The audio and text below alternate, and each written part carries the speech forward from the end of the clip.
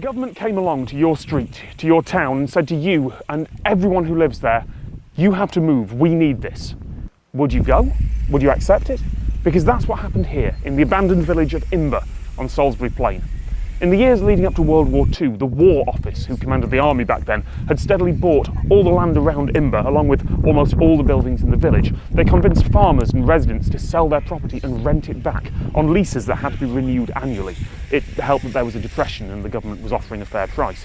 Salisbury Plain became the largest military training area in the country. By the 1940s, as the Second World War escalated, the land around the village was used constantly for military training. And having to make sure the 150 or so civilians living in this village weren't hit by shells or accidentally shot started to get in the way of that training. Not to mention that the troops preparing for the D-Day landings needed to prepare for fighting in small rural villages.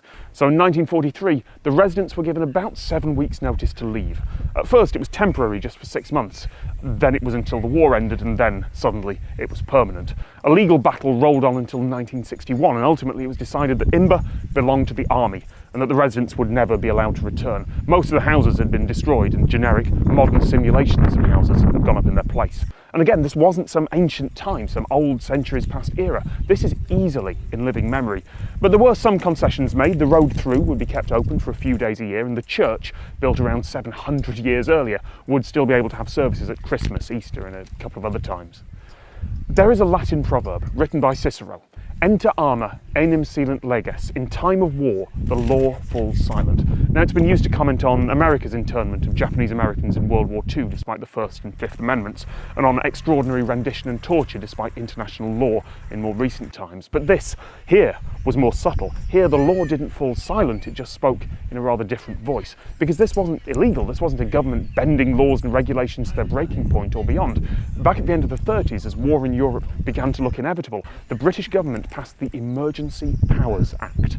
The act allowed the King, and therefore the government, to create regulations as necessary to help the war effort, and to enforce those regulations by any punishment, including, in the worst case, death. It allowed anyone to be detained in the interests of public safety or defence of the realm, and it allowed any trial to be held in secret. It also allowed property to be searched and seized at will. By the standards of what was possible under the law, IMBER was treated well. Now, I don't know whether that could ever happen again, and whether in this century, in this country, a village of people would, for the most part, quietly leave their homes to help the war effort. But I will say this, there are still similar emergency powers laws on the books, albeit with a few more checks and balances, and only for use in times of absolute crisis.